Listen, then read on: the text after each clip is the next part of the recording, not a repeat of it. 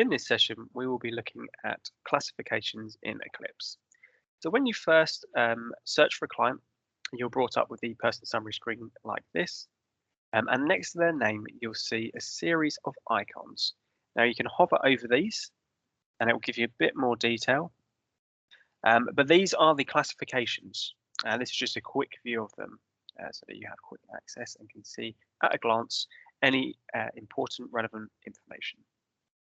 So to see them in more detail, if you come over on the left-hand side, there is this classification tab, which you can click, and it will have a little bit more detail on the classification types. Like so. All classifications are form-driven in that they are done by the system when you complete a form and you've answered a question in a certain way, i.e. you may have indicated that the client was hard of hearing or had sensory impairment. And when you select certain answers, they automatically create a classification here on the system for you. So you don't have to do this manually. There is in fact one, which is the ILT classification. That is a manual step, but all of the others will be done automatically.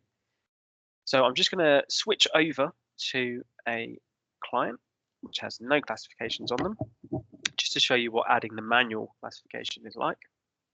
And what you'll have to do if you are in one of the ILTs and you have to do this, you just click on the classifications tab here on the left hand side and then click on add in the right hand corner, and then it will give you a search option for your classifications. So I'm going to put in ILT and it will bring up either ILT East or West.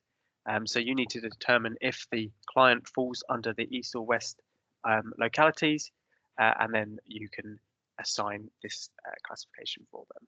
So if my client was in ILT East, I would just choose the ILT East classification, leave the start date as it is, and press save. And then that will generate up the top here a quick view classification here, like so. And that's all there is to classifications. You don't really have to worry too much about adding them as they're done by the system.